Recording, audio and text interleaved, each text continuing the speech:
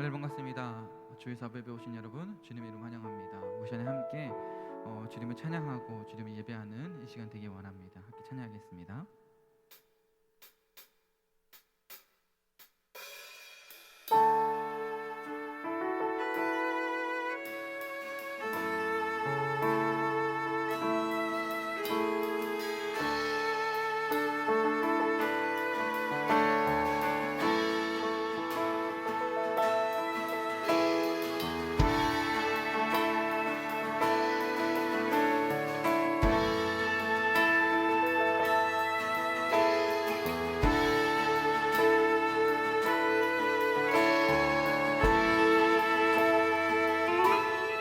시작됐네.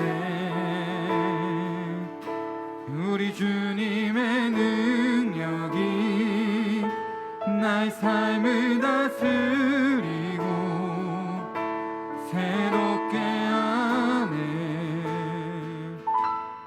자유 안에 죄와 사망으로부터 나의 삶은 변하구나. 충만하네.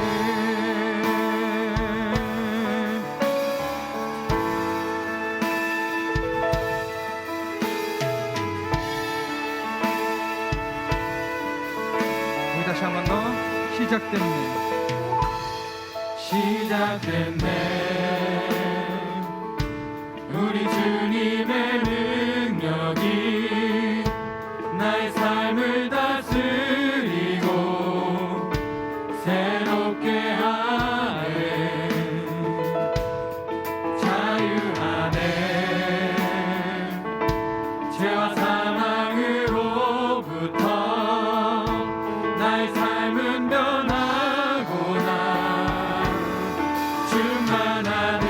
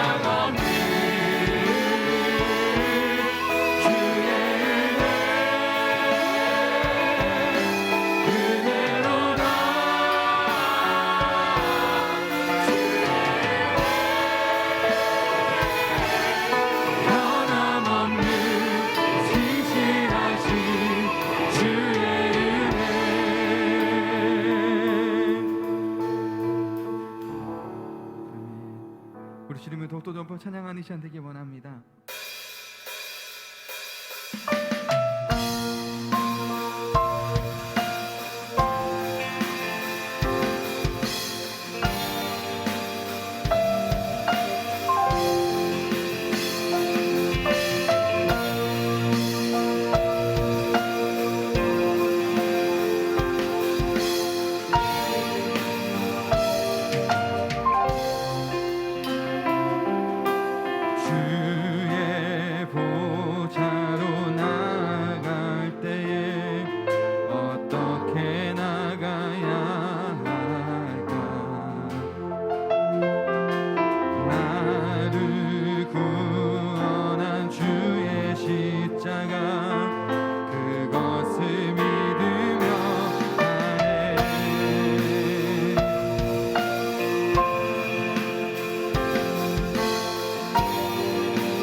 다시 한번 고백합니다. 주의 보좌로 나갈 때에 어떻게 나가야 할까? 나를 구원한 주의 십자가 그것을 믿으며 가네. 없는 내 힘이 아닌 오직 예수님의 보혈로 자격 없는 내 힘이 아닌 오직 예수님의 보혈로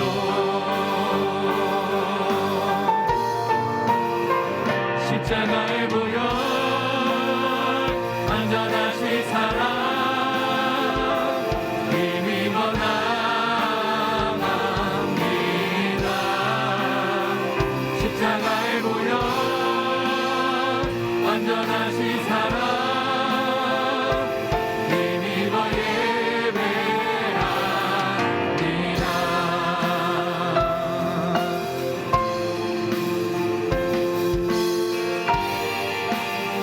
우리 다시 한 번 더 주의 보좌로 나갈 때 주의 보좌로 나갈 때 나 여전히 부족하다. 나를 품으신 주의 그 사랑 그것을 믿으며 가네. 자격 없는 내 힘이 아닌 오직 예수님의 보혈로 자격 없는 내 힘이 아닌 오직 예수님의 보혈로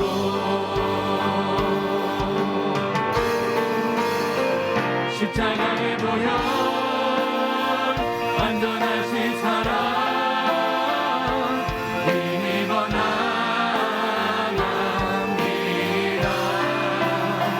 십자가의 보혈 안전하신 사랑 힘입어 예배. 다시 한 번 더 십자가의 보혈 안전하신 사랑 힘입어 나갑니다.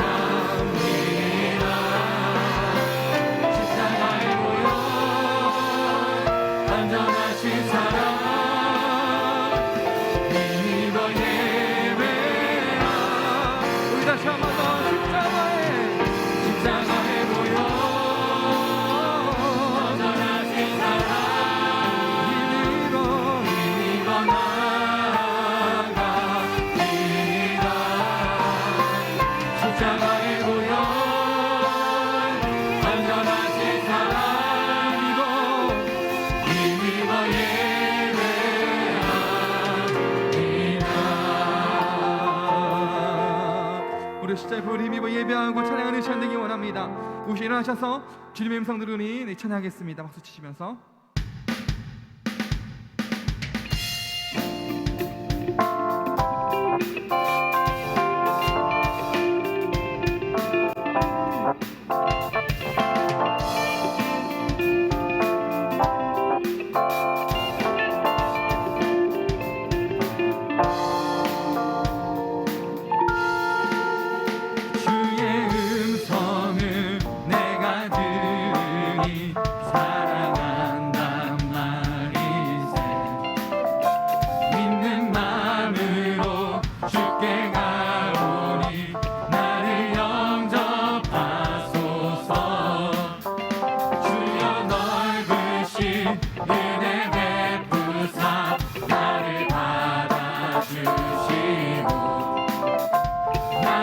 품은 뜻 주의 뜻같이 되게 하여 주소서.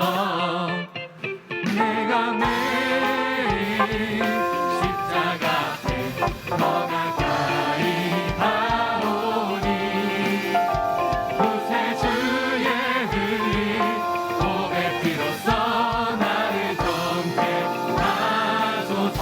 주여 보다로 주의 보좌로 나아갈 때에 어찌 아니 기쁠까.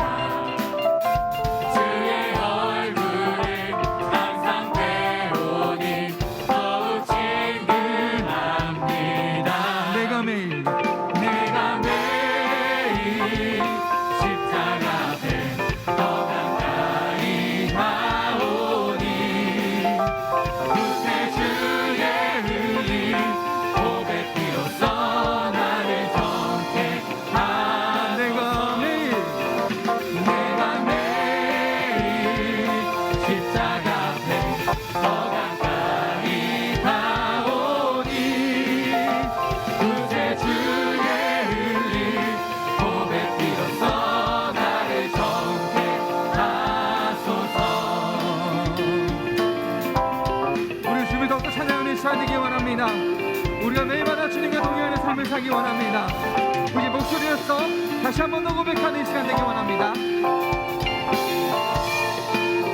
우리 같이 고백할까요? 우리 구주요,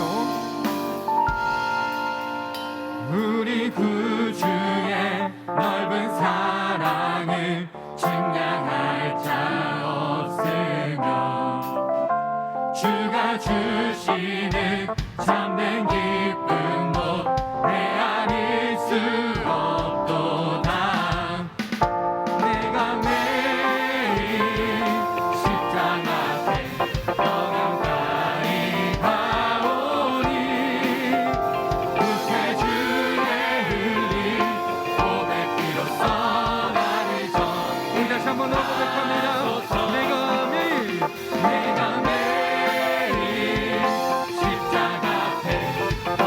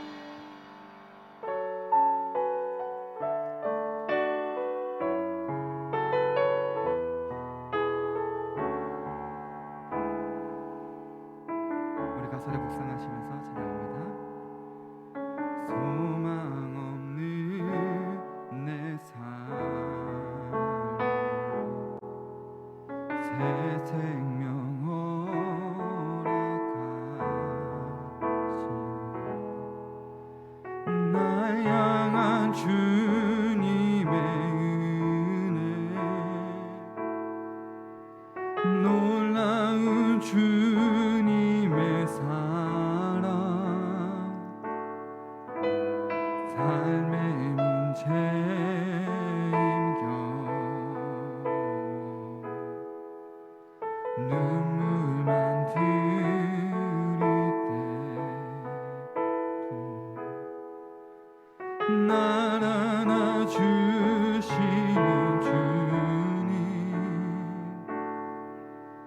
놀라운 주님의 사랑 나 찬양하네 나의 믿음 주께 드려 나의 삶이 주를 향해 내 유일한 사랑 대신 주께 내 삶 드리리 나의 믿음 주께 드려 나의 삶이 주를 향해 내 유일한 사랑 대신 주께 내 삶 드리리. 다시 한 번 더 처음부터 고백합니다. 소망 없는 내 삶에 새 생명 허락하시 날 향한 주님의 은혜 놀라운 주님의 사랑 삶의 문제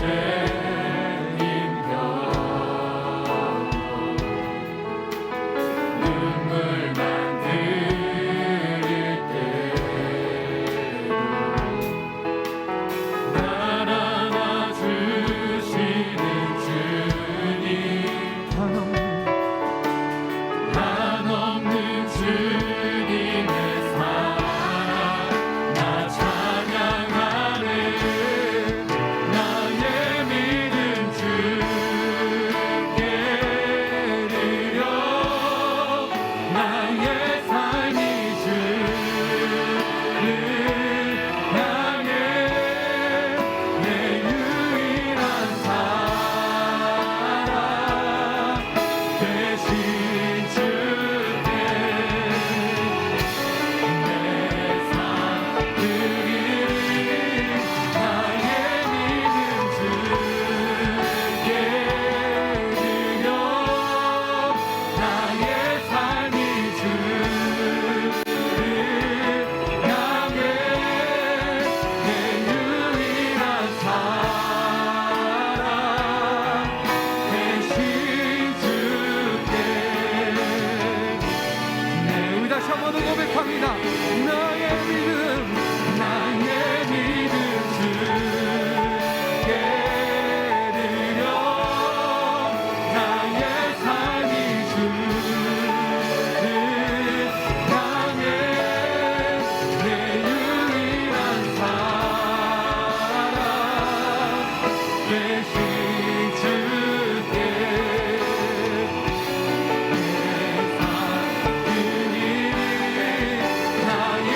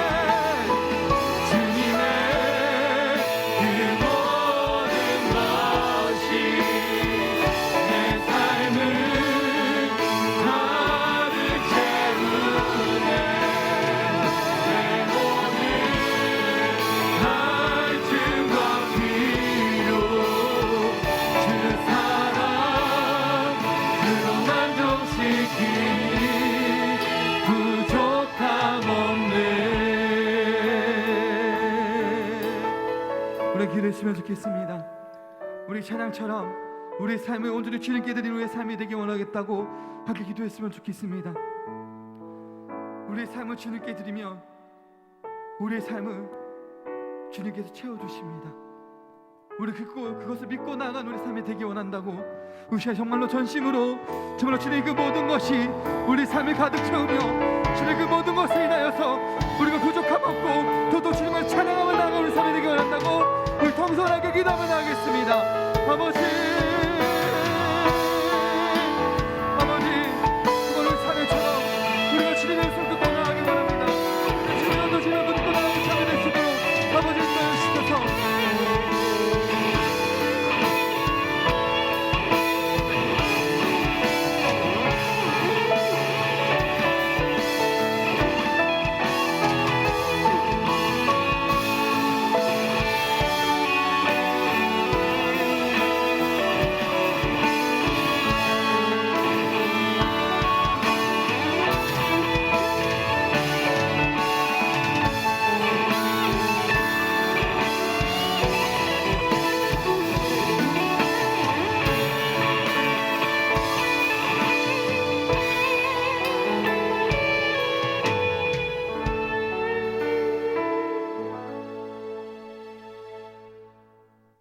자비로운 하나님 아버지, 오늘도 다 같이 모여 이 자리에서 예배를 드릴 수 있게 해주심에 감사드립니다. 한 주간 우리의 건강을 지켜주시고 각자의 생업과 학교, 가정 안에서 평온하게 지낼 수 있게 해주신 하나님 은혜에 감사를 드립니다. 우리가 지난 한 주를 살아가면서 많은 죄를 짓고 하나님을 잊고 살아온 날들을 돌이켜봅니다. 그런 우리를 용서하여 주시고 이번 한 주간은 세상의 기준이 아닌 하나님의 말씀을 기준으로 삼고 살아가는 청년들이 될 수 있게 도와주시옵소서. 코로나를 핑계로 나태했던 마음과 생각들을 버리고 하나님을 향한 믿음을 더욱 공고히 할 수 있게 도와주시옵고 각 처소에서 시간을 내어 기도하게 하시고 정해진 시간 속에서 하나님 말씀에 귀 기울여 올바른 청년들의 삶을 살아가게 도와주세요. 하나님 아버지, 곧 성탄 주일이 도래합니다. 우리를 구원하시기 위해서 오신 예수님을 모시기를 원합니다. 성탄의 깊은 뜻을 헤아려서 연말 연시의 분위기에 들떠 하나님을 잊고 살아가지 않는 한 주 되게 하시옵소서. 이 시간 우리를 회복해 하시는 하나님을 믿습니다.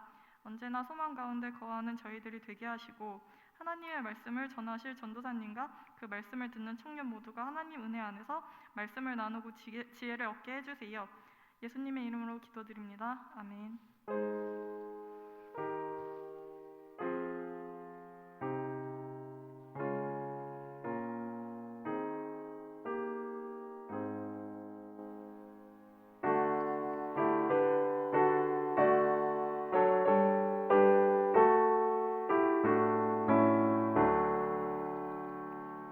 내게 있는 모든 것을 아낌없이 드리네.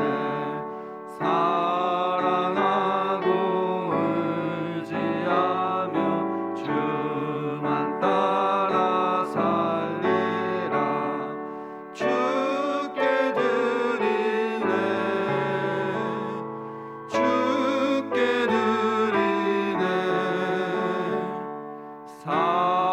사랑하는 구주 앞에 모두 드리네. 하나님 아버지 감사합니다. 오늘도 이렇게 복된 날, 주의 날을 허락하여 주시고 하나님 앞에 나와서 하나님을 예배할 수 있도록 인도하여 주시니 너무나 감사합니다. 저희들 하나님께 귀한 예물을 드립니다. 우리의 마음과 정성을 담아 하나님께 드리오니 하나님 이것을 기뻐 받아 주옵소서. 이 드리는 손길 하나님께서 기억하여 주시고 복에 복을 더하여 주옵소서. 우리의 마음의 소원과 각자 한 사람 한 사람 그 필요한 모든 것들을 하나님께서 채워주시고 우리들의 삶에 있어서 부족함이 없도록 하나님께서 인도하여 주옵소서.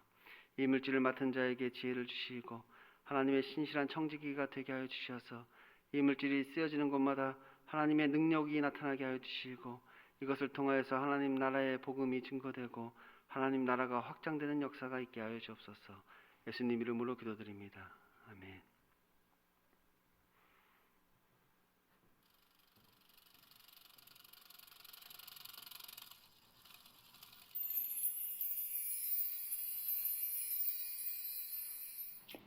안녕하세요. 12월 셋째 주 소망 뉴스를 전해드리겠습니다. 첫 소식입니다. 본 교회는 방역 수칙을 잘 지키며 예배를 드립니다. 소망교회 모든 식구들은 주의를 거룩히 지키며 예배를 온전히 회복할 수 있기를 바랍니다. 이번 주간 담임 목사님의 일정은 20일 한교총 정기총회, 21일 시차례 모임, 에버사모 시상식, 25일 성탄절 예배 인도가 있습니다. 지혜롭고 은혜 가운데 잘 감당하도록 기도해 주시기 바랍니다. 이번 주 토요일 11시 그레이스홀 본당에서 성탄 축하 예배가 있습니다. 우리를 위하여 그리스도를 이 땅에 보내주신 하나님께 동방 박사들처럼 귀한 예물을 드리며 온 가족이 같이 예배할 수 있기를 바랍니다. 영화부부터 고등부까지는 부서에서 준비한 성탄절 선물이 있으며 장년들을 위하여서는 전유기 장로님, 조영애 권사님께서 성탄 기념떡을 제공해 주셨습니다. 감사합니다. 다음 주에는 교육부서의 졸업식이 있습니다. 축하해 주시기 바랍니다. 2021년의 주제는 회복이고 12월의 주제는 하나님 나라 회복입니다. 주님이 가르쳐 주신 대로 나라가 임하기를 기도해야 합니다. 곧 우리의 삶 속에 하나님의 통치를 회복할 수 있기를 바랍니다. 지난주 13일에 이정복 집사님의 장례식이 있었습니다. 예수 권사님과 유족들을 위하여 기도해 주시기 바라고 위로해 주시기 바랍니다. 2022년 달력이 필요하신 분은 1층 카페에서 가져가시기 바랍니다. 제5에서 7기 성경의독반을 모집합니다. 1층 게시판을 참고하셔서 신청해 주시기 바랍니다. 2022년 주일 헌금 특송과 떡 섬김을 원하시는 분들은 1층 게시판에 기록해 주시기 바랍니다. 2022년 소망교회 주일학교를 세워나갈 정교사 및 보조교사를 모집합니다. 2022년에 일할 청지기들은 1월 셋째 주에 임명하겠습니다.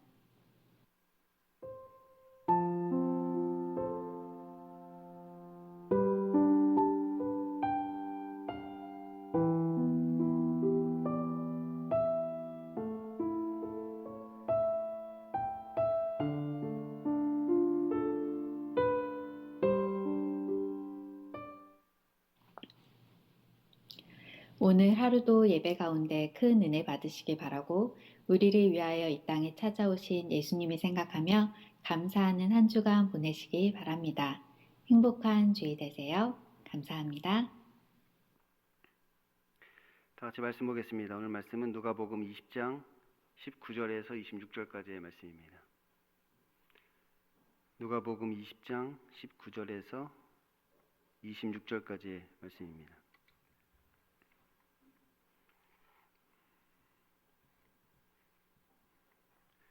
제가 봉독하도록 하겠습니다. 서기관들과 대제장들이 예수의 이 비유는 자기들을 가리켜 말씀하신 줄을 알고 즉시 잡고자 하되 백성을 두려워하더라. 이에 그들이 엿보다가 예수를 총독의 다스림과 권세 아래에 넘기려 하여 정탐꾼들을 보내어 그들로 스스로 의인이 체하며 예수의 말을 책잡게 하니 그들이 물어 이르되 선생님이여 우리가 아노니 당신은 바로 말씀하시고 가르치시며 사람을 외모로 취하지 아니하시고 오직 진리로서 하나님의 도를 가르치시니이다. 우리가 가이사에게 세를 바치는 것이 옳으니까 옳지 않으니까 하니 예수께서 그 관계를 아시고 이르시되 드나리온 하나를 내게 보이라. 누구의 형상과 글이 여기 있느냐? 대답하되 가이사의 것이니이다.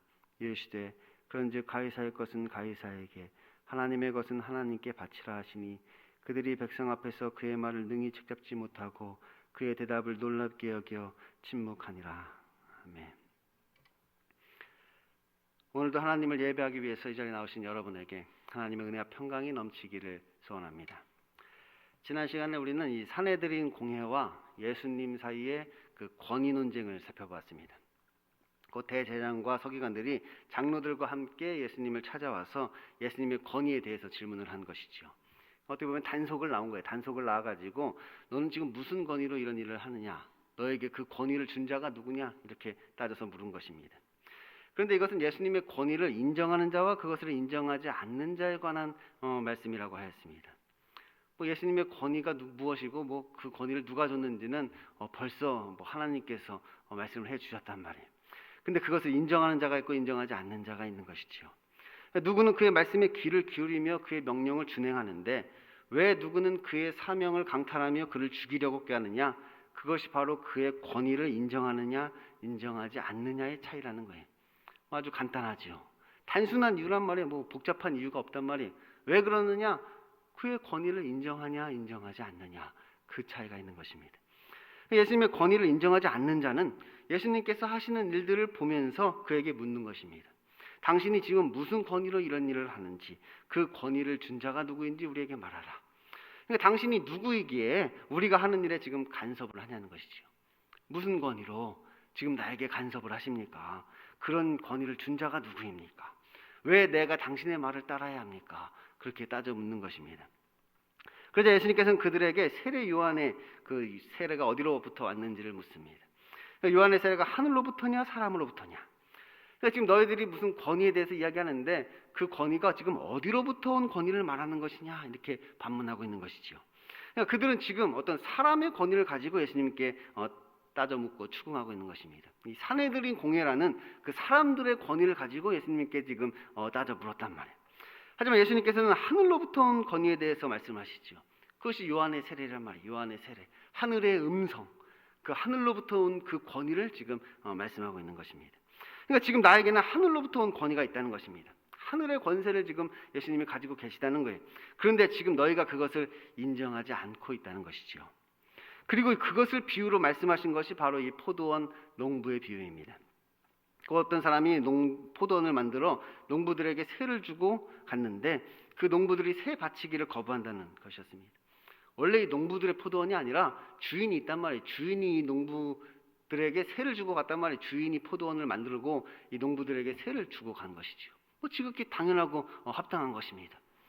그래서 주인은 그 사랑하는 아들까지 보내서 세를 받으려고 하였지만 결국 그 아들까지 죽이고 그 유산을 그들이 차지하려고 하였기에 결국 그들은 멸망당할 수밖에 없다는 내용입니다. 이 주인이 세 받는 것은 너무나 당연한 것인데 종을 보내면 죽이고 보내면 죽이고 아들은 존경하겠거니 했는데 그 아들마저 죽여버렸단 말이에요. 그러니까 그들이 멸망당하는 것은 너무나 당연하다는 것이지요. 그러니까 지금 이 말씀이 무엇을 의미하는 것이냐? 그의 존재만 인정하지 말고 그의 권위를 인정하라는 말이에요. 그의 존재만을 인정하지 말고 그 권위를 인정해야 된다는 거예요. 곧 하나님을 우리가 지식적으로만 인정할 것이 아니라 우리들의 삶 속에서 그분을 섬겨야 한다는 사실을 깨달으라는 것이죠. 그러니까 우리가 그분께 바쳐야 할 세가 있다는 것을 망각해서는 안 된다는 거예요. 그분이 나의 주인이라는 사실, 그분이 우리의 왕이라는 사실, 그분에게 소유권이 있고 그분에게 통치권이 있다는 사실을 우리가 잊어서는 안 되는 것이죠. 우리가 하나님께 마땅히 바쳐야 할 세가 있는데 우리는 그것을 거부하고 있다는 거예요. 원래 그 포도원의 주인임을 고백하면서도 우리는 그분께 세 바치기는 거부하는 것이지요. 이는 상속자이니 그를 죽이고 그 유산을 우리의 것으로 만들자. 그들이 그렇게 이야기했단 말이에요. 그러니까 그들은 누가 이 포도원의 상속자인지를 알면서도 지금 그를 죽이고 그 유산을 차지하려고 한단 말이에요. 알면서도 그가 그 유산을 차지할 그가 주인인 것을 알면서도 지금 죽였단 말이에요. 주님이라고 부른단 말이에요. 주님이라고 부르면서도 주님께 요청한단 말이에요.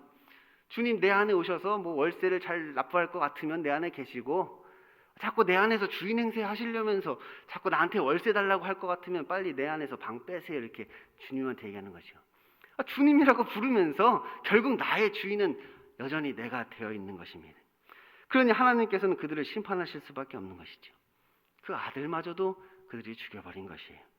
그러면 우리는 그분의 존재만 인정할 것이 아니라 그분의 권위를 우리가 인정해야 된다는 것입니다. 곧 우리는 하나님께서 하시는 일들을 인정하면서 그분께 마땅히 영광을 돌려야 하는 것이지요. 그분의 주권을 인정해야 되는 것이고 그분의 통치하심을 우리가 따라야 하는 것입니다. 그래서 우리는 마땅히 그분의 말씀에 순종하는 것이고 우리는 마땅히 그분의 명령을 준행하는 것이고 우리는 마땅히 그분의 사명을 감당하는 것입니다. 왜냐하면 그것이 그분의 권위를 인정하는 것이기 때문이죠. 그게 그분의 권위를 인정하는 행동이란 말이에요. 그런데 지금 어떤 사람들은 이 땅의 권위는 인정하면서도 하늘의 권위는 인정하지 않는다고 하였습니다. 그 가이사에게는 세를 잘 갖다 바치면서 하나님께는 세를 바치지 않는 것이죠. 뭐 세상에서는 뭐 월세도 내고 세금도 내고 다 하면서 하나님께 마땅히 바쳐야 할 그 세는 바치지 않고 있는 거예요. 물론 그들도 예수님을 주님으로 고백은 합니다. 하지만 주인 대접은 안 하는 것이죠. 뭐 그들도 자기가 하나님의 백성이라 이렇게 이야기는 합니다. 하지만 그분을 왕으로 섬기지는 않는 것이죠. 그분의 존재는 인정하지만 그 권위는 인정하지 않는다는 거예요. 그러므로 이제 우리는 오늘 우리가 살펴볼 말씀은 우리가 누구에게 무엇을 바쳐야 하는가에 대해서 말씀을 하고 계신 거예요. 그 납세 논쟁인 것이 납세 논쟁. 우리가 누구에게 무엇을 바쳐야 하는가. 서기관과 대제사장들이 예수님의 이 비유가 자기를 가리켜 말씀하신 줄 알고 즉시 잡고자 했지만 백성들을 두려워하여서 그러지 못합니다. 그러니까 예수님을 죽이고 싶은데 죽이지 못하고 있단 말이에요. 왜? 백성들이 지금 그를 따르니까. 백성들이 지금 자기들보다 예수님을 더 따르니까 죽이고 싶지만 차마 죽이지를 못하고 있었어요. 그러자 그들은 이제 예수님을 세상의 권세 아래에 이제 넘기려 가는 것이죠. 자기들은 이제 죽일 수 없으니까 세상의 권세로 넘긴단 말이에요. 로마의 힘을 빌려서 예수님을 처치해야지 이렇게 생각한 것입니다. 그래서 그들은 이제 정탐꾼을 보내서 예수님을 엿보다가 그 말을 책잡기 위해서 예수님에게 아주 곤란한 질문을 하나 던집니다. 선생님이요, 우리가 아노니 당신은 바로 말씀하시고 가르치시며 사람을 외모로 취하지 아니하시고 오직 진리로서 하나님의 도를 가르치시나이다. 우리가 가이사에게 세를 바치는 것이 옳으니까 옳지 아니나이까. 그러니까 가이사에게 세를 바치라고 하면 그것은 하나님을 배신하는 것이 되고, 가이사에게 세를 바치지 말라고 하면 그것은 이제 로마 정권에 반역하는 것이 되니까 이렇게 말할 수도 없고 저렇게 말할 수도 없는 질문을 예수님께 던진 것입니다. 그것도 온갖 아첨은 다 해가면서 지금 이런 간교한 질문을 던지고 있는 것이지요. 그런데 예수님께서 그 간계를 아시고 그들에게 말씀하십니다. 데나리온 하나를 내게 보이라. 누구의 형상과 글이 여기 있느냐? 그들이 대답하지요. 가이사의 것입니다. 그런즉 가이사의 것은 가이사에게, 하나님의 것은 하나님께 바치라. 그들이 백성 앞에서 그의 말을 능히 책잡지 못하고 그 대답을 놀랍게 여겨 침묵하니라. 오늘 말씀은 참으로 의미심장한 말씀입니다. 그 질문도 진짜 의미심장하고 그 대답도 참 의미심장한 것이죠. 마지막에 그들이 백성 앞에서 능히 그의 말을 책잡지 못하고 그 대답을 놀랍게 여겨 침묵하니라 이렇게 말씀하고 있는데, 이것은 그들이 뭐 더 할 말이 없어 침묵했다는 말이 아니라 진짜 무슨 기적이라도 본 마냥 놀라서 아무 말도 못했다는 뜻이. 무슨 기적이라도 본 것처럼 그의 말을 듣고 놀라서 아무 말도 할 수 없게 되었다는 것이지요. 왜냐하면 지금 이 질문은 그 당시에 굉장히 논란이 되었던 질문이고 아무도 그 해답을 내놓을 수 없었던 질문이기 때문입니다. 그러니까 이 질문은 지금 예수님께 처음 던진 게 아니란 말이에요. 예수님한테 처음 물어보는 게 아니라 그전에도 이런 질문들을 많이 해왔단 말이에요. 근데 이 질문은 아무도 대답할 수 없는 질문이었단 말이에요. 어떠한 랍비도 이것에 대해서 명쾌한 답을 내놓을 수 없었던 것이지요. 그러니까 랍비들에게 이러한 질문을 하는 것 자체가 이제는 굉장히 도전적인 것이고 그를 함정에 빠뜨리려는 그 생각이 영역하기 때문에 이것은 궁금해도 물을 수 없고 물어서는 안 되는 일종의 금기된 질문이었던 것이죠. 그러니까 그들 사이에서, 그 랍비들 사이에서는 이것은 금기된 질문이었단 말이에요. 하면 안 되는 질문이었단 말이에요. 왜? 대답할 수 없는 질문이니까. 모순과 같이 이건 대답할 수 없는, 누구도 대답할 수 없는 질문이기 때문에 이런 질문을 함부로 할 수가 없단 말이에요. 이거는 아주 적대적인 것이 누가 들어도 이거는 네가 나에게 적대감을 가지고 있구나 이런 것을 드러내는 질문이었던 것이지요. 그래서 그들이 예수님에게 이 질문을 하기 전에 온갖 아첨은 막 다 해가면서 마치 자신은 전혀 불순한 의도가 없다는 듯이, 당신은 너무나 뛰어난 랍비여가지고 당신이라면 이것에 대한 해답을 가지고 있을 것이라는 막 당신 너무나 뛰어나서 궁금해서 진짜 당신에게 물어보는 것처럼 자신을 스스로 의인인 체하면서 지금 이 질문을 했다는 거예요. 그래서 사실 그들도 예수님께서 대답을 아마 회피하실 것이다 이렇게 생각을 했을 것입니다. 아마 뭐 내가 생각해보고 나중에 다시 대답해 줄게 뭐 이렇게 대답할 것으로 예상을 했겠죠. 뭐 다른 랍비들도 다 그렇게 대답하니까. 다른 랍비들도 뭐 이런 질문을 받으면 그럼 내가 좀 생각해보고 나중에 다시 대답해 줄게. 다 이렇게 대답한단 말이에요. 그러니까 그러지 못하도록 미리 당신은 바로 말씀하시고 가르치신다 그러면서 그 퇴로까지 차단을 해버린 거예요. 대답을 그렇게 할 걸로 아니까 그냥 당신은 바로 말씀하지 않습니까? 이러면서 빠져나갈 구멍까지 막아버린 거죠. 또 불순한 의도를 가지고 있는 자신을 역으로 공격할까 봐. 네가 왜 나한테 이런 질문을 던지느냐 이렇게 역으로 공격할까 봐 당신은 사람을 외모로 취하지 아니하시고 오직 진리로서 하나님의 도를 가르치신다 그러면서 미리 이제 연막까지 이렇게 쳐놓은 거예요. 테러도 차단하고 막 연막도 치고, 그리고 그들은 이제 회심의 미소를 지었겠죠.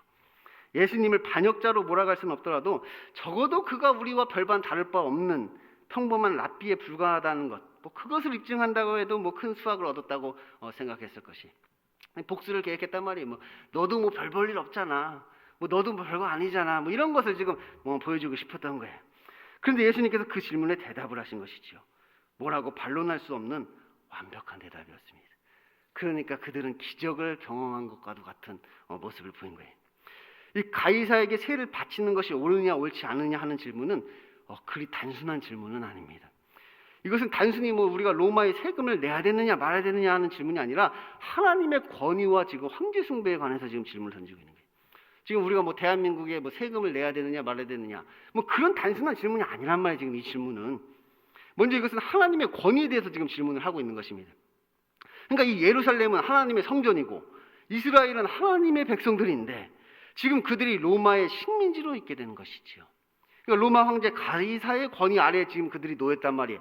그러니까 지금 이스라엘 백성들은 이 여호와 하나님의 권위가 지금 무너진 거 아니냐 이렇게 생각하고 있단 말이에요. 그러니까 이것이 옳으냐 이렇게 묻는 것이. 그러니까 지금 이러한 상황이 옳으냐, 지금 우리가 가이사에게 이렇게 세를 바쳐야 되는 이러한 상황이 지금 옳은 것이냐 이렇게 예수님께 묻고 있다는 거예요. 또한 이것은 황제 숭배에 관한 질문입니다. 그러니까 지난주에도 말씀드렸듯이 우리가 누군가에게 세를 바친다는 것은 그에게 영광을 돌리는 것인데 그 문제는 그 돈에 가이사의 형상과 함께 그를 찬양하는 글귀가 그 돈에 적혀 있었던 것이지요. 그러니 그 돈을 그에게 바친다는 것은 마치 그를 찬양하며 그에게 영광을 돌리는 것이 된다는 거예요.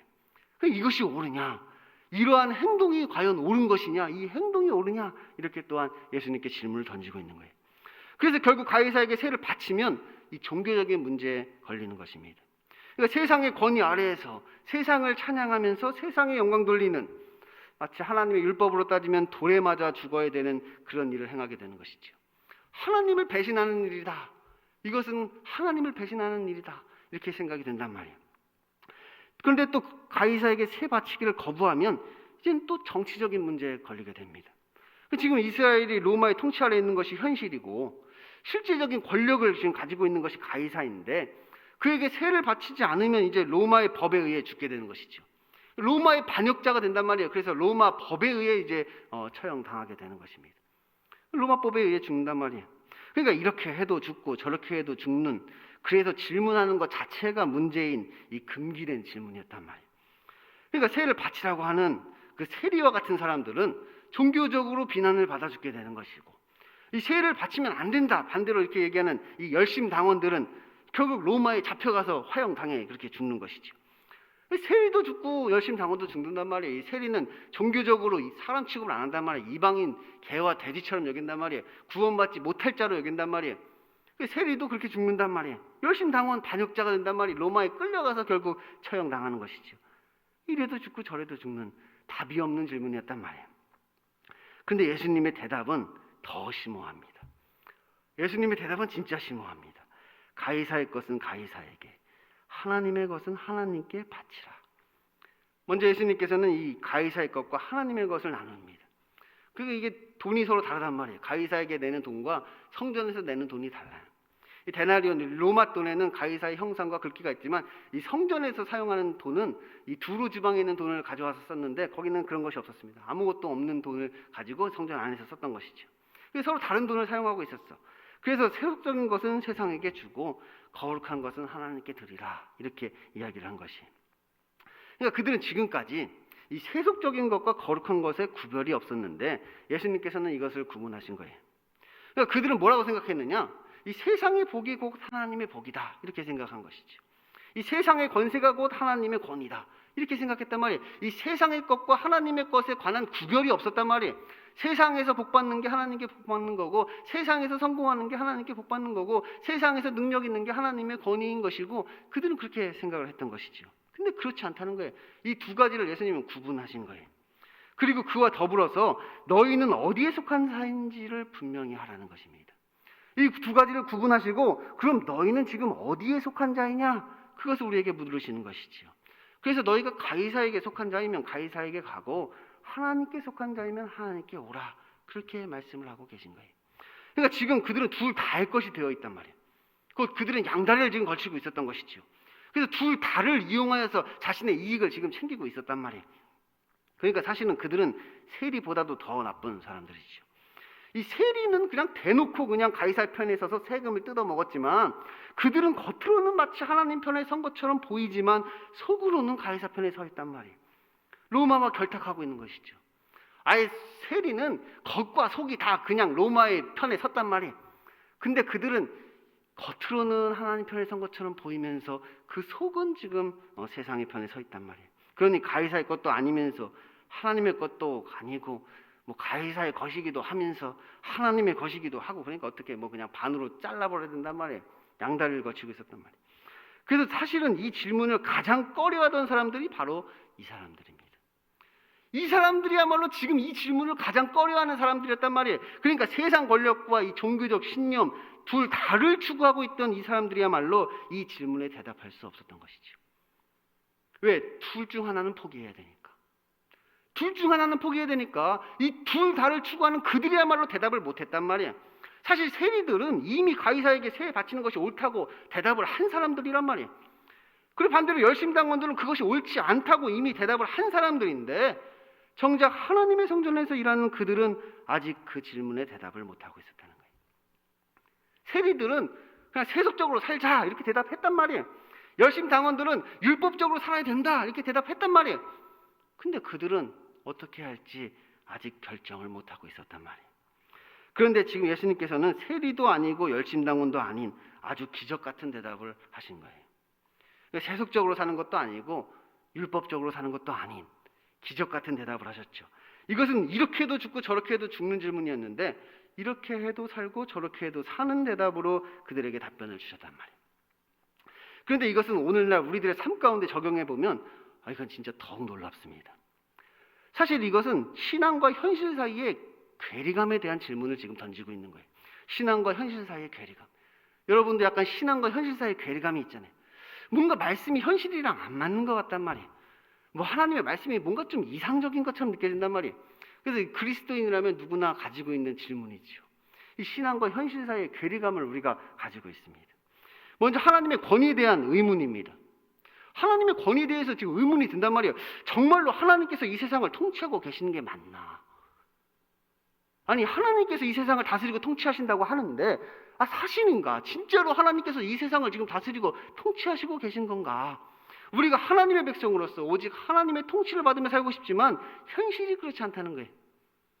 나도 하나님의 통치를 받으며 살고 싶은데 하나님 현실이 그렇지가 않습니다. 그러니까 우리가 하나님 말고도 세를 내야 할 것이 많은 것이죠. 하나님 말고도 우리가 세 내야 될 것이 지금 많단 말이에요. 우리는 세상의 권위에 굴복하고 싶지 않지만 굴복하지 않고서야 이 세상을 살아갈 수가 없는 것이죠. 그 세상의 권위에 우리가 굴복할 수밖에 없는 현실이란 말이에요. 지금 우리가 가진 현실이. 세상의 권위를 인정할 수밖에 없단 말이에요. 직장 상사의 권위를 인정할 수밖에 없는 것이고 사장님의 권위를 인정할 수밖에 없잖아요.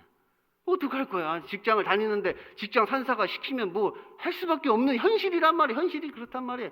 사장님이 뭘 그렇게 하라 그러면 그렇게 할 수밖에 없는 현실이란 말이에요. 우리의 현실이 지금 그렇단 말이에요. 근데 하나님 지금 이 세상을 다스리고 통치하고 계신 것이 맞습니까? 이런 질문을 우리가 던지게 된다는 거예요. 하나님께서 살아 계시다면 세상이 하나님의 백성들 앞에 다 굴복해야 될 것 같은데 현실이 그렇지 않은 것이지요.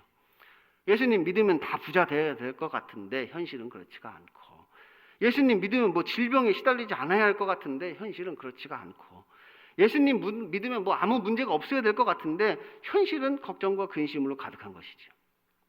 적어도 우리가 뭐 먹고 사는 문제에서만큼은 자유로울 줄 알았는데 지금 먹고 살기도 힘들단 말이에요. 우리의 현실이 지금 그렇단 말이에요. 이 현실이 이런데 정말 하나님은 살아 계시는 하는 걸까?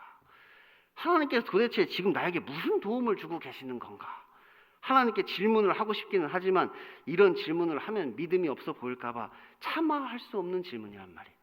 그래서 이것이 교회에 금기된 질문이죠. 교회에 금기된 질문이라면 하나님 살아 계신 거 맞습니까? 하나님이 지금 나에게 뭘 해주고 계십니까? 정말 질문을 하고 싶은데 질문할 수 없는 그런 질문들이란 말이에요. 근데 예수님께서 말씀하십니다. 이 땅에는 세속적인 것이 있고 또한 거룩한 것이 있단다. 이 땅에는 세속적인 것이 있고 거룩한 것이 있다는 거예요. 그러니까 하나님께서 원하시는 것과 사람이 원하는 것이 다르다는 것이죠. 지금 내가 원하는 것과 하나님이 원하시는 것이 다르다는 이야기. 그것을 구별해야 된다는 이야기. 그런데 우리는 자꾸 우리가 추구하는 것을 가지고 하나님께 세를 바치려고 하니까 그것이 현실과 안 맞는 것이죠. 내가 원하는 것을 가지고 내가 추구하는 것을 가지고 자꾸 하나님께 세를 바치려고 한단 말이에요. 그러니까 현실하고 안 맞는 거예요. 그래서 우리에게 그 세상 것이 부족하면 하나님을 제대로 섬길 수 없다고 우리는 생각하죠. 나에게 그 세상의 것이 부족하면 하나님을 제대로 섬길 수 없다고 우리는 생각한단 말이에요. 그리고 우리에게 그 세상 것이 부족하면 하나님의 권위가 실추되었다. 하나님이 지금 역사하고 않고 계신다. 하나님이 나와 함께 하시는 것이 맞느냐? 그렇게 우리는 따져 묻는 것이죠. 그런데 그것은 우리의 생각일 뿐이고 그저 우리가 그것을 원하고 있다는 거예요. 그냥 우리가 지금 그것을 원하고 있는 것이죠. 그럼 이제 우리가 어떻게 해야 하는가에 대한 의문이 남습니다. 그럼 그냥 이렇게 그냥 세상에 굴복하며 우리가 살아야만 하는가? 그럼 우리는 그냥 이렇게 교회에서는 하나님을 섬기고 그냥 세상에서는 세상을 섬기며 살면 되는 것이냐? 그렇지 않은 것이지요. 지금 예수님의 대답은 어떤 이원론을 옹호하는 대답이 아닙니다. 뭐 이원론 있잖아요. 이원론적 세계관이 있잖아요. 영은 뭐 선하고 육은 악하다. 뭐 교회는 거룩하고 뭐 세상은 악하다. 그래서 교회에서는 거룩하게 살고 세상에서는 그냥 세상의 방법대로. 교회에서는 교회가 추구하는 대로 살고 또 세상에서는 뭐 세상이 추구하는 대로 살고 뭐 그냥 그렇게 살라는 말이냐? 그렇지 않다는 거예요. 오히려 너희가 세속적인 것과 거룩한 것을 구별하였다면 이제 너희들은 무엇을 추구하며 살 것인지에 대해서 우리에게 묻고 있다는 거예요. 너희가 이제 거룩한 것과 세속적인 것, 내가 원하는 것과 하나님이 원하시는 것이 무엇인지를 구별했다면 그럼 이제 너희는 무엇을 추구하며 살 것이냐? 그것을 우리에게 묻고 있다는 거예요. 그러니까 세상적인 것들은 그냥 세상에게 줘버리라는 것입니다. 가이사의 것은 가이사에게 줘버리라는 거예요.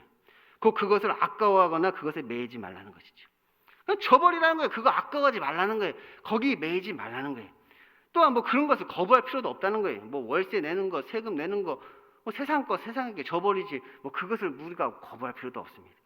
사실 지금 그들이 로마에게 세 바치는 것을 싫어하는 이유는 우상숭배 때문이 아니라 아까워서 그런 거예요. 아까워서. 힘들어서 세 바치는 게 세상에서 세 바치며 사는 게 힘들어서 지금 이렇게 이야기하고 있단 말이에요. 그것이 정말로 우상숭배 때문이라면 이 가이사의 형생과 글귀가 세워진 그 돈 자체를 거부해야 될 텐데 오히려 그것은 자신의 집에 잔뜩 쌓아놓고 있는 것이죠. 가이사에게 세 바치기는 꺼려하면서 그 돈을 자기 집에 잔뜩 쌓아놨단 말이에요. 오히려 뺏길까 봐 지금 걱정하고 있단 말이에요. 그러니까 하나님 핑계 대지 말라는 거예요. 정말로 하나님 때문이라면 내가 쌓아놓은 그것을 다 줘버려야 될 거 아니야. 그냥 세상 것 그냥 세상에게 다 줘버려야 되는데 그들은 그러지 못하고 있는 것이지요. 그리고 이제 거룩한 것을 사모해야 할 텐데 그들은 오히려 하나님의 것은 귀하게 생각하지 않는 것입니다. 그들은 하나님의 성전에서 그것을 가지고 돈놀이를 하고 있었던 것이죠. 하나님의 것 가지고는 돈 장사하고 있었다면 돈 장사 생활에는 안 쓴단 말이에요. 그 두루 지방에서 사용하는 그 돈이 성전에서만 사용할 뿐이지 일상 생활에는 아무 쓸데가 없었던 것이죠.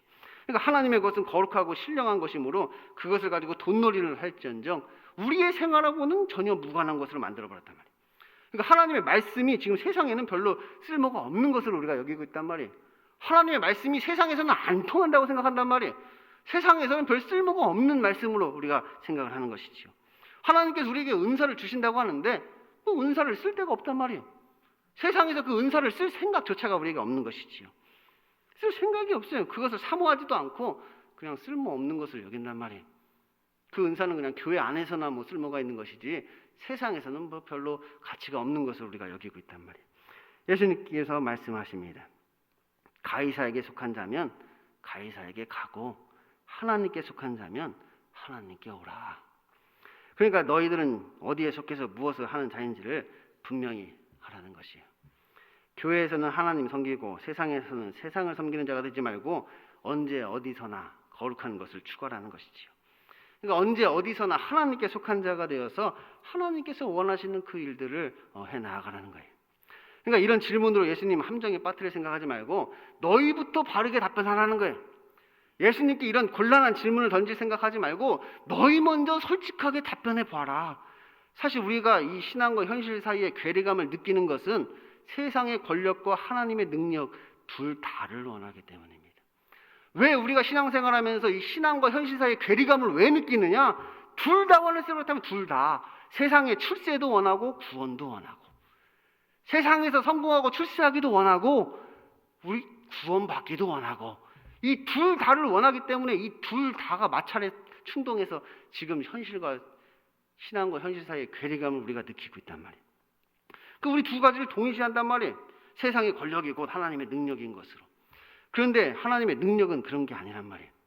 세상에서 권력을 가지는 게 능력이 아니라 세상에서 죽는 것이 하나님의 능력이란 말이에요. 십자가가 능력이라면 십자가가 하나님의 능력이에요. 근데 우리가 원하는 것은 그것이 아닌 것이지요. 그러니까 신앙과 현실 사이에 괴리감이 있는 것이 아니라 사실은 우리의 신앙이 괴상하는 것입니다. 신앙과 현실 사이에 괴리감이 있는 게 아니란 말이에요. 사실은 우리가 가지고 있는 그 신앙이 지금 괴상하단 말이에요. 사실 하나님의 말씀은 아주 현실적이란 말이에요. 하나님의 말씀은 지극히 현실적이란 말이에요. 하나님의 말씀이 지금 우리의 현실과 얼마나 맞아떨어지는지 정말 1.1행에 틀림이 없단 말이에요. 진짜 성경에서 말씀하는 그대로 인간의 패역함과 그 부패함은 진짜 성경 그대로인 것이지요. 그런데 오히려 우리가 가진 그 신앙은 아주 이성적이란 말이에요. 반대란 말이에요. 성경은 아주 현실적인데 지금 우리가 가지고 있는 신앙이야말로 진짜로 이성적입니다. 이상적. 현실이랑 아주 동떨어져 있는 것이죠. 지금 내가 가진 신앙이 현실이랑 동떨어져 있단 말이에요. 사실 우리들이 믿는 하나님은 성경에서 말씀하는 하나님과 많이 다르고 우리가 기대하고 추구하는 것들도 성경에서 말씀하는 것들과 많이 다른 것이지요. 우리의 신앙은 반대로 가고 있단 말이에요. 제가 전에도 말씀드렸잖아요. 하나님의 말씀은 과학적이다. 진짜 과학보다 더 과학적인 것이 하나님의 말씀이다. 과학적이란 게 뭐냐? 동일한 조건에 동일한 결과란 말이에요. 동일한 조건에 동일한 결과. 그 법칙이라고 우리가 얘기하죠. 동일한 조건이면 동일한 결과가 나오는 거예요. 그게 과학적이란 말이에요. 과학적 법칙이 그렇단 말이에요. 근데 성경이 진짜로 그렇단 말이에요. 근데 우리가 성경을 잘못 본단 말이에요. 조건은 안 보고 결과만 본단 말이에요. 조건을 봐야 되는데 결과만 본단 말이에요. 아브라함과 조카 롯이 있잖아요. 아브라함이 이야기하고 조카 롯의 이야기 있단 말이에요. 그 조건을 봐야 되는데 우리 결과만 봐. 아브라함처럼 되기를 원한단 말이에요. 근데 지금 우리의 현실은 조카 롯인 것이죠. 지금 내 모습이 조카 롯과 같은데 왜 여러분은 아브라함과 같은 결과를 원하냔 말이에요. 지금 내 모습이 아브라함 같아야 아브라함과 같은 결과가 주어지는 거지. 지금 내 모습이 조카 롯과 같다면 조카 롯과 같은 결과가 나에게 주어지는 것이 과학적이란 말이에요. 그것이 과학적인 결과 도출이라면 법칙이란 말이에요. 법칙. 성경은 법칙과 같단 말이에요. 아브라함과 같은 상황이면 아브라함과 같이 되는 것이고 조카 롯과 같은 조건이면 조카 롯과 같이 되는 거예요. 그래서 우리는 내가 지금 누구와 같은가? 내가 가진 조건은 무엇인가? 그것을 봐야 되는 거예요. 결과를 보는 게 아니라 내가 가진 조건을 보면 이제 이 진리의 말씀은 법칙과 같아서 그대로 동일한 결과가 우리에게 주어진다는 것입니다. 성경은 그런 것이. 그래서 우리는 둘 다를 봐야 되는 거예요. 둘 다를. 지금 이스라엘이 로마의 통치 아래에 있는 것도 다 하나님께서 하시는 거예요. 지금 다 하나님의 말씀대로 그것도 된 거란 말이에요. 지금 그들이 왜 로마의 통치 아래에 놓이게 되었느냐? 하나님의 말씀대로 됐기 때문이란 말이에요. 하나님의 권위란 말이에요. 그거야말로 하나님의 권위란 말이에요. 그런데 지금 그들의 신앙이 그것을 못 받아들이고 있는 것이죠. 그들의 컴퓨터가 에러났단 말이에요. 그것을 지금 못 받아들이고 있단 말이에요. 지금 자신의 신앙이 어떠한지를 받아들여야 되는데 그걸 못 받아들이고 있는 것이죠. 그런데 우리는 우리의 그러한 잘못된 신앙을 탓하는 것이 아니라 하나님께 화살을 돌린단 말이에요. 하나님이 문제다. 말씀이 문제다. 우리는 그렇게 이야기를 하고 있죠. 그래서 이제 교회에서는 하나님 섬기고 세상에서는 세상을 섬기는 것입니다. 이혼론적 방법으로 이혼론적 사고관을 가지고 이렇게 살아가게 되는 것이지요. 교회에서는 교회법을 따르고 세상에서는 세상법을 따르고 교회에서는 교회의 논리를 따르고 세상에서는 세상 논리를 따르고 교회에서는 교회의 방법대로 해결하고 세상에서는 세상의 방법대로 해결하고 그 세상에서는 세리처럼 살고 교회에서는 열심당원처럼 산단 말이에요. 그래서 이중 인격을 가지게 되었고 이중 국적을 가지게 되었고 이중 신앙을 우리가 가지게 된 거죠. 그런데 우리가 이처럼 이중 신앙을 가지고 살아가는 것은 사실은 불신자보다도 더 악한 것입니다. 불신자들이야 뭐 대놓고 세상 것을 추구하며 살지만 이 이원론자들은 뭐 겉으로는 하나님을 섬기는 것처럼 보이지만 그 속으로는 세상 것을 추구하며 그것을 이용하고 있는 것이지요. 교회에서는 거룩한 것처럼 보이지만 세상에서는 세상 사람보다도 더 세속적이란 말이에요. 그러므로 예수님께서는 세리가 되는 것도 아니고 열심당원이 되는 것도 아니다. 이렇게 말씀을 하시는 거예요. 왜냐하면 그것은 둘 다 죽는 것이기 때문입니다. 그건 둘 다 죽는 것이란 말이에요. 지금 그것은 세리도 죽고 열심당원도 죽는단 말이에요. 오히려 예수님께서는 우리에게 예수님과 같이 되라고 말씀하시죠. 가이사의 것은 가이사에게, 하나님의 것은 하나님에게. 예수님께서 사신 삶이 바로 이러한 삶이었단 말이에요. 예수님께서는 지금도 우리에게 물으십니다. 너는 가이사의 것이냐 아니면 하나님의 것이냐? 우리가 예수님에게 신앙과 현실 사이의 괴리감에 대해서 질문하기 전에 우리가 먼저 이것에 답변을 해야 된단 말이에요. 그리고 우리가 이 질문에 대답한다면 우리가 가진 그 모든 괴리감은 사라지게 되는 것이지요. 이제 기적 같은 일이 우리에게 벌어지는 것입니다. 새로운 신앙 생활을 경험할 수 있게 되는 거예요. 그들이 그의 백성 앞에서 그의 말을 능히 책잡지 못하고 그의 대답을 놀랍게 여겨 침묵하니라. 이 기적이 오늘 우리에게 일어날 수 있게 되기를 소원합니다. 기도하겠습니다. 하나님 아버지 감사합니다. 오늘 우리에게 이 납세 논쟁의 이야기를 들려주었습니다. 신앙과 현실 사이의 괴리감에 빠져서 이것이 맞는 것인지 이것이 옳은 것인지 갈팡질팡하고 있습니다. 하나님은 살아계신 것이 맞는지 하나님의 말씀은 진리가 맞는지 오락가락합니다. 하지만 저희들 우리 자신을 돌아보게 하여 주옵소서. 우리 자신의 신앙이 어떠한 것인지를 돌아보게 하여 주시고 우리 스스로의 삶이 어떠한지를 다시 한번 돌아보게 하여 주옵소서. 그래서 우리를 늘 하나님의 말씀에 맞추게 하여 주시고 하나님의 말씀대로 이루어지는 것을 우리들의 삶 가운데 깨닫게 하여 주옵소서. 그래서 우리의 삶을 통해 역사하시는 그 하나님을 만나게 하여 주시고 하나님의 말씀이 참으로 진리구나 고백할 수 있는 청년부 되게 하여 주옵소서. 예수님 이름으로 기도드립니다. 아멘. 다 같이 예가 기도하심으로 예배를 마치겠습니다. 하늘에 계신 우리 아버지, 아버지의 이름을 거룩하게 하시며 아버지의 나라가 오게 하시며 아버지의 뜻이 하늘에서와 같이 땅에서도 이루어지게 하소서. 오늘 우리에게 일용할 양식을 주시고 우리가 우리에게 잘못한 사람을 용서해 준 것 같이 우리 죄를 용서하여 주시고 우리를 시험에 빠지지 않게 하시고 악에서 구하소서. 나라와 권능과 영광이 영원히 아버지의 것입니다. 아멘.